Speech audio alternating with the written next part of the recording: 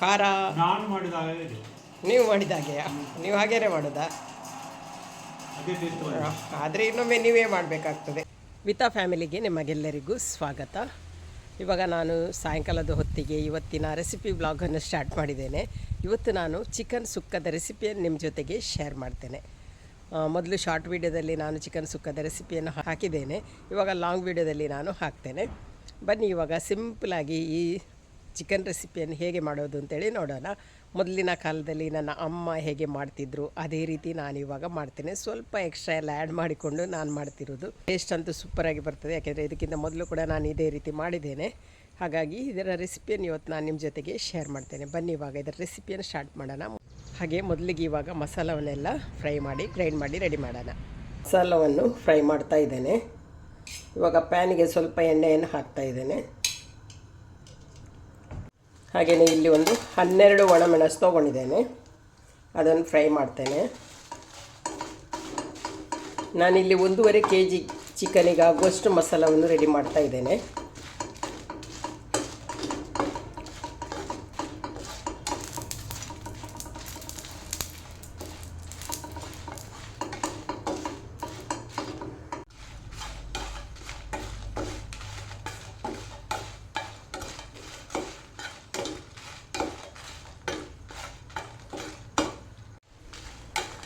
ನೋಡಿ, ಇದು ಇವಾಗ ಫ್ರೈ ಆದ್ದು ಸಾಕು, ಇದನ್ನು ತೆಗಿತೇನೆ. ಇವಾಗ ಅದೇ ಪ್ಯಾನಿಗೆ 2 ಟೇಬಲ್ ಸ್ಪೂನ್ ಆಗುವಷ್ಟು ಇಲ್ಲಿ ಕೊತ್ತಂಬರಿ ತೊಗೊಂಡಿದ್ದೇನೆ, ಅದನ್ನು ಫ್ರೈ ಮಾಡ್ತೇನೆ.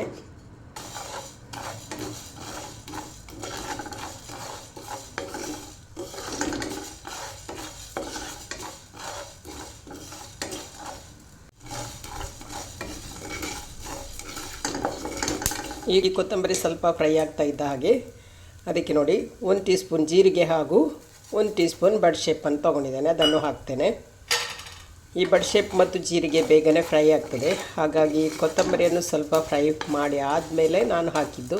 ಇಲ್ಲಾಂದರೆ ಬೇರೆ ಬೇರೆಯೇ ಸಪ್ರೇಟಾಗಿ ಇದನ್ನು ಫ್ರೈ ಕೂಡ ಮಾಡ್ಬೋದು. ನಾನು ಒಂದರಲ್ಲೇ ಆಗ್ತದಲ್ವಾ ಅಂಥೇಳಿ ಈ ಥರ ಮಾಡಿದ್ದು. ಸಪ್ರೇಟಾಗಿ ಕೂಡ ಇದನ್ನು ಫ್ರೈ ಮಾಡ್ಬೋದು. ಒಳ್ಳೆ ಘಮ ಬರ್ತಾ ಇದೆ ಇವಾಗ. ಬಡ್ಶೇಪು, ಜೀರಿಗೆ, ಕೊತ್ತಂಬರಿ 3 ಕೂಡ ಫ್ರೈ ಆಗ್ತಾ ಇರುವಾಗ. ಹಾಗೆಯೇ ಇದು ಕೂಡ ಇವಾಗ ಫ್ರೈ ಆಗ್ತಾ ಬಂತು, ಇನ್ನು ತೆಗಿತೇನೆ.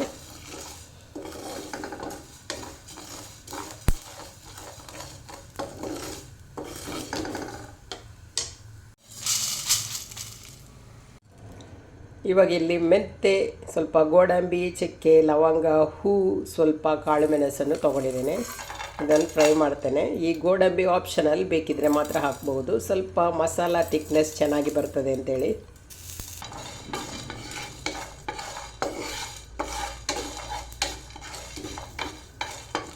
ಇದನ್ನು ಸ್ವಲ್ಪ ಫ್ರೈ ಮಾಡಿದರೆ ಸಾಕು. ಹಾಗೆ ಪ್ಯಾನ್ ಕೂಡ ತುಂಬಾ ಬಿಸಿಯಾಗಿತ್ತು, ಹಾಗೆ ಇವಾಗ ಇದನ್ನು ತೆಗಿತೇನೆ, ಸಾಕು. ಇವಾಗ ಇಷ್ಟು ಐಟಮನ್ನು ಮಾತ್ರ ಫ್ರೈ ಮಾಡಿದೆ. ಇದು ಇನ್ನೂ ಸ್ವಲ್ಪ ತಣ್ಣಗಾದಮೇಲೆ ಮಿಕ್ಸಿ ಜಾರಲ್ಲಿ ಹಾಕಿ ಹುಡಿ ಮಾಡ್ತೇನೆ. ಆವಾಗ ಅರಸಿನ ಹಾಕಬೇಕು, ಹಾಗೆಯೇ ಸ್ವಲ್ಪ ಹುಣಸೆ ಹಣ್ಣು ಕೂಡ ಹಾಕಬೇಕು. ಹಾಗೆ ನೀರುಳ್ಳಿ, ಬೆಳ್ಳುಳ್ಳಿ ಅದೆಲ್ಲ ನಾವು ಚಿಕನನ್ನು ಬೇಯಿಸ್ಲಿಕ್ಕಿಡುವಾಗ ಫ್ರೈ ಮಾಡಿ ಹಾಕೋದು. ಇವಾಗ ಇಷ್ಟನ್ನು ಮಾತ್ರ ಫ್ರೈ ಮಾಡಿ ಇದನ್ನು ಗ್ರೈಂಡ್ ಮಾಡೋದು. ಹಾಗೆಯೇ ಕಾಯಿ ತುರಿ ಕೂಡ ಫ್ರೈ ಮಾಡಿ ಕೊನೆಯದಾಗಿ ಹಾಕೋದು. ಇವಾಗ ಇದು ಸ್ವಲ್ಪ ತಣ್ಣಗಾಗಲಿ, ಮತ್ತು ನಾನು ಗ್ರೈಂಡ್ ಮಾಡ್ತೇನೆ. ಇದು ಚೆನ್ನಾಗಿ ತಣ್ಣಗಾಯಿತು, ಇದನ್ನು ಇವಾಗ ಗ್ರೈಂಡ್ ಮಾಡ್ತೇನೆ.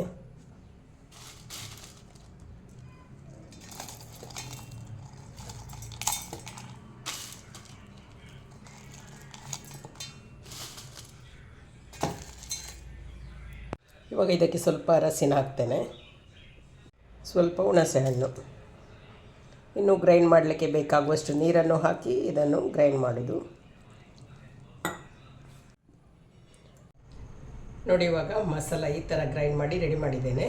ಚಿಕನನ್ನು ಬೇಯಿಸ್ಲಿಕ್ಕೆ ಇಡಬೇಕು. ಅದಕ್ಕೆ ಬೇಯಿಸ್ಲಿಕ್ಕೆ ಇಡುವಾಗ ನೀರುಳ್ಳಿ, ಬೆಳ್ಳುಳ್ಳಿ ಅದನ್ನೆಲ್ಲ ಹಾಕಿ ಫ್ರೈ ಮಾಡಿ ಮತ್ತೆ ಬೇಯಿಸ್ಲಿಕ್ಕೆ ಇಡೋದು. ಇವಾಗ ಅದಕ್ಕೆ ಬೇಕಾದ ನೀರುಳ್ಳಿ, ಶುಂಠಿಯನ್ನೆಲ್ಲ ಕಟ್ ಮಾಡ್ತೇನೆ.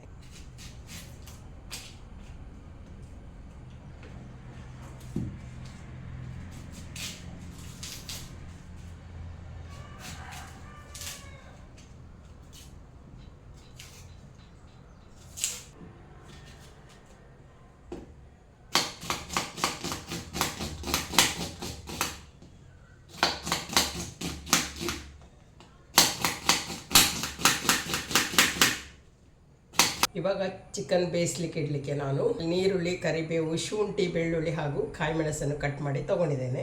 ಇನ್ನು ಇದನ್ನು ಫ್ರೈ ಮಾಡ್ತೇನೆ. ಹಾಗೆಯೇ ಇಲ್ಲಿ 1-2 ಟೇಬಲ್ ಸ್ಪೂನ್ ಆಗುವಷ್ಟು ತುಪ್ಪ ಹಾಗೂ 1 ಟೀ ಸ್ಪೂನ್ ಆಗುವಷ್ಟು ನಾನಿಲ್ಲಿ ತೆಂಗಿನಕಾಯಿ ಎಣ್ಣೆಯನ್ನು ತೊಗೊಂಡಿದ್ದೇನೆ. ಅದನ್ನು ಇವಾಗ ಹಾಕ್ತಾ ಇದ್ದೇನೆ. ಸ್ವಲ್ಪ ಕರಿಬೇವು ಹಾಕ್ತೇನೆ.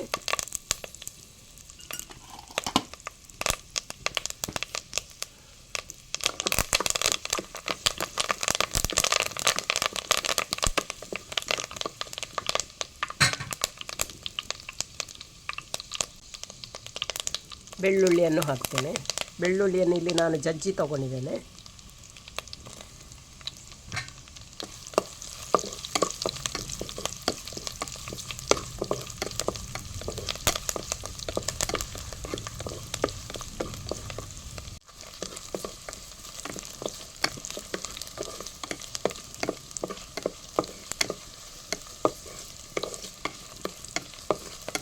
ಬೆಳ್ಳುಳ್ಳಿ ಹಾಗೂ ಕರಿಬೇವು ಸ್ವಲ್ಪ ಚೆನ್ನಾಗಿ ಫ್ರೈ ಆದರೆ ಒಳ್ಳೆ ಘಮ ಬರ್ತದೆ.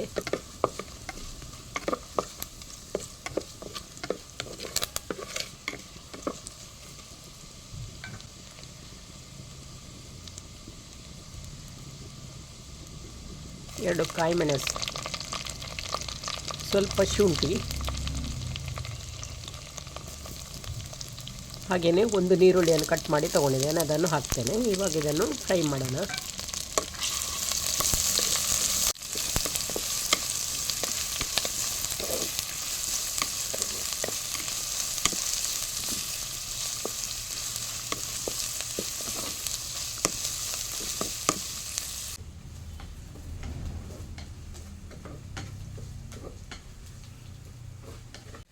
ನೋಡಿ, ಇಲ್ಲಿ 1.5 kg ಆಗುವಷ್ಟು ಚಿಕನನ್ನು ಚೆನ್ನಾಗಿ ಕ್ಲೀನ್ ಮಾಡಿ ತೊಗೊಂಡಿದ್ದೇನೆ.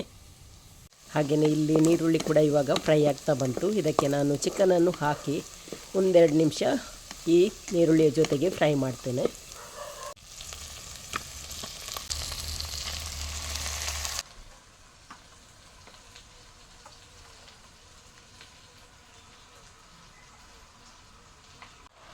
ಈಗ ಇದಕ್ಕೆ ಸ್ವಲ್ಪ ಅರಸಿನವನ್ನು ಹಾಕಿ ಚೆನ್ನಾಗಿ ನಾನು ಮಿಕ್ಸ್ ಮಾಡಿ ಇದರಲ್ಲೇ ನಾನು 1-2 ನಿಮಿಷ ಫ್ರೈ ಮಾಡ್ತೇನೆ.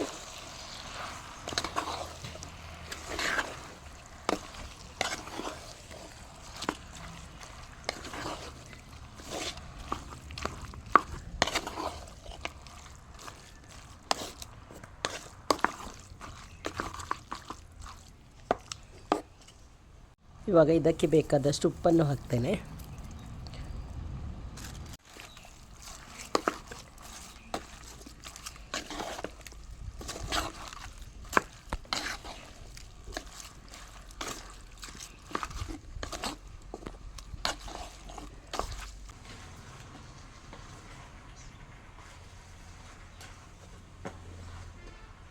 ನೋಡಿ, ಇವಾಗ ಸ್ವಲ್ಪ ಹೊತ್ತು ಇದನ್ನು ಫ್ರೈ ಮಾಡಿದೆ.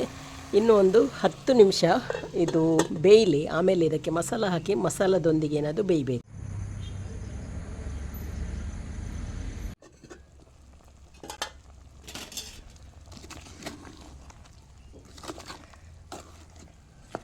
ಇವಾಗ ನೋಡಿ, ಚಿಕನ್ ಇದು ನೀರು ಬಿಟ್ಟಿದೆ.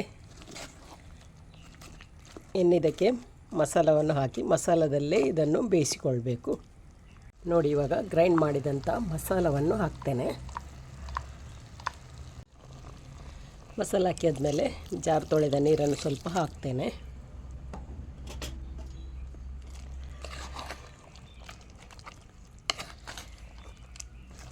ಈ ಮಸಾಲದಲ್ಲಿ ಈ ಚಿಕನ್ ಚೆನ್ನಾಗಿ ಬೇಯಬೇಕಿನ್ನು.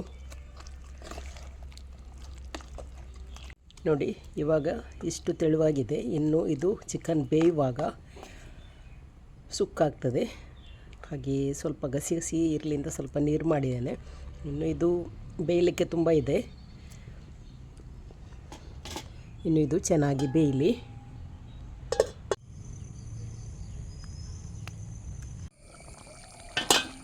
ಇವಾಗ ನೋಡಿ, ಚಿಕನ್ ಬೇಯ್ತಾ ಇದೆ.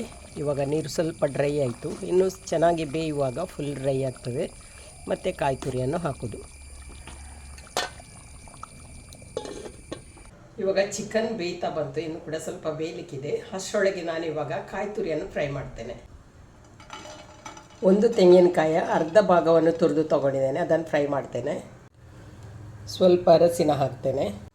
ಇನ್ನಿದನ್ನು ಚೆನ್ನಾಗಿ ಫ್ರೈ ಮಾಡಬೇಕು.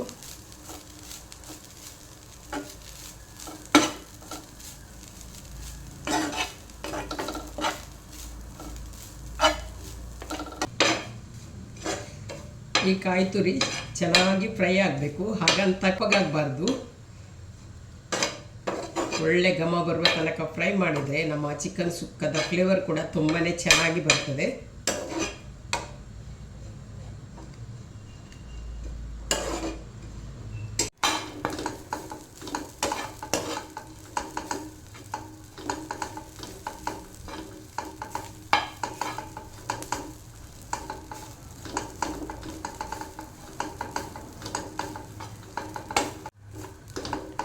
ನೋಡಿ, ಇವಾಗ ಇದು ಫ್ರೈ ಆಗ್ತಾ ಬಂತು, ಸಾಕು. ಇನ್ನು ಗ್ಯಾಸ್ ಆಫ್ ಮಾಡ್ತೇನೆ. ಮತ್ತು ಇದು ಪ್ಯಾನಲ್ಲೇ ಚೆನ್ನಾಗಿ ಫ್ರೈ ಆಗ್ತದೆ.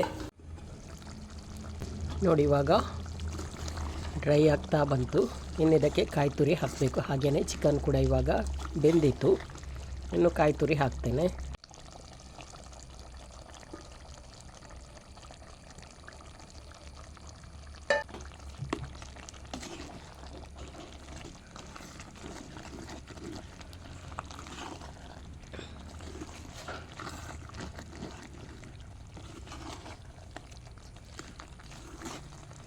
ಈ ಮಣ್ಣಿನ ಪಾತ್ರೆಯಲ್ಲಿ ಮಾಡೋದ್ರಿಂದ ಒಂದು ಲಾಭ ಏನೆಂದರೆ ಬೇಗನೆ ಡ್ರೈ ಆಗ್ತದೆ. ಪದಾರ್ಥ ಸಾರು ಮಾಡಿದರೆ ಕೂಡ ಹಾಗೆ ದಪ್ಪ ಆಗಿಬಿಡ್ತದೆ. ನೋಡಿ, ಇವಾಗ ಸ್ವಲ್ಪ ಗಸಿ ಗಸಿ ಇದೆ. ಇನ್ನು ಸ್ವಲ್ಪ ಹೊತ್ತು ಇಟ್ಟರೆ ಇದು ಚೆನ್ನಾಗಿ ಡ್ರೈ ಆಗ್ತದೆ. ಆದರೆ ತುಂಬ ಡ್ರೈ ಮಾಡೋದು ಬೇಡ. ಸ್ವಲ್ಪ ಗಸಿ ಗಸಿಯಾಗಿದ್ರೇ ಇದು ಒಳ್ಳೆಯದಾಗ್ತದೆ. ಇನ್ನು ಇದಕ್ಕೆ ಕೊನೆಯದಾಗಿ ಸ್ವಲ್ಪ ಕೊತ್ತಂಬರಿ ಸೊಪ್ಪನ್ನು ಹಾಕಬೇಕು.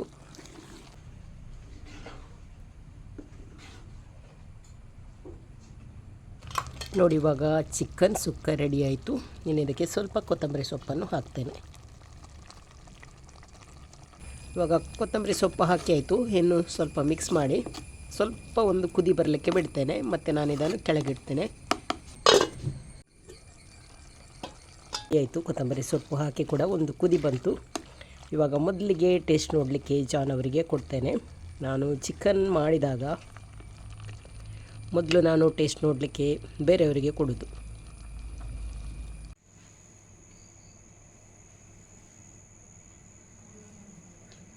ಇವಾಗ ಚಿಕನ್ ಸುಕ್ಕದ ರುಚಿ ನೋಡ್ತಾ ಇದ್ದಾರೆ. ಹೇಗಾಗಿದೆ? ಖಾರ ನಾನು ಮಾಡಿದ ಹಾಗೆ ಇದೆ. ನೀವು ಮಾಡಿದ ಹಾಗೆಯಾ? ನೀವು ಹಾಗೇನೆ ಮಾಡೋದಾ? ಅದೇ ಟೇಸ್ಟ್ ಆದರೆ ಇನ್ನೊಮ್ಮೆ ನೀವೇ ಮಾಡಬೇಕಾಗ್ತದೆ. ನೀವು ನಿಮಗೆ ಮಾಡಲಿಕ್ಕೆ ಗೊತ್ತುಂಟಲ್ಲ ಈಗ. ಹಾಂ, ನಿಮಗೂ ಮಾಡಲಿಕ್ಕೆ ಗೊತ್ತುಂಟಲ್ಲ ಈಗ. ನೋಡಿ, ಜಾನ್ ಅವರಿಗೆ ಇಷ್ಟ ಆಯಿತು. ಸ್ಪೆಷಲ್ ಮಸಾಲದೊಂದಿಗೆ ಬೆಂದ ಚಿಕನ್. ಇವಾಗ ಇದನ್ನು ಕೆಳಗಿಡ್ತೇನೆ. ನೋಡಿದ್ರಲ್ಲ ಫ್ರೆಂಡ್ಸ್, ನಾನು ಯಾವ ರೀತಿ ಚಿಕನ್ ಸುಕ್ಕವನ್ನು ಮಾಡ್ತೇನೆ ಅಂತೇಳಿ. ಇವತ್ತಿನ ಈ ರೆಸಿಪಿ ವಿಡಿಯೋ ನಿಮಗೆ ಇಷ್ಟ ಆಗಿದೆ ಅಂತ ಅಂದ್ಕೊಳ್ತೇನೆ. ಇಷ್ಟ ಆದರೆ ಲೈಕ್ ಮಾಡಿ, ಶೇರ್ ಮಾಡಿ, ಅದೇ ರೀತಿ ಸಬ್ಸ್ಕ್ರೈಬ್ ಮಾಡೋದರ ಮೂಲಕ ಚಾನಲ್ಗೆ ಸಪೋರ್ಟ್ ಮಾಡಿ. ಇನ್ನೊಂದು ವಿಡಿಯೋದೊಂದಿಗೆ ಸಿಗ್ತೇನೆ. ಅಲ್ಲಿ ತನಕ ಬಾಯ್.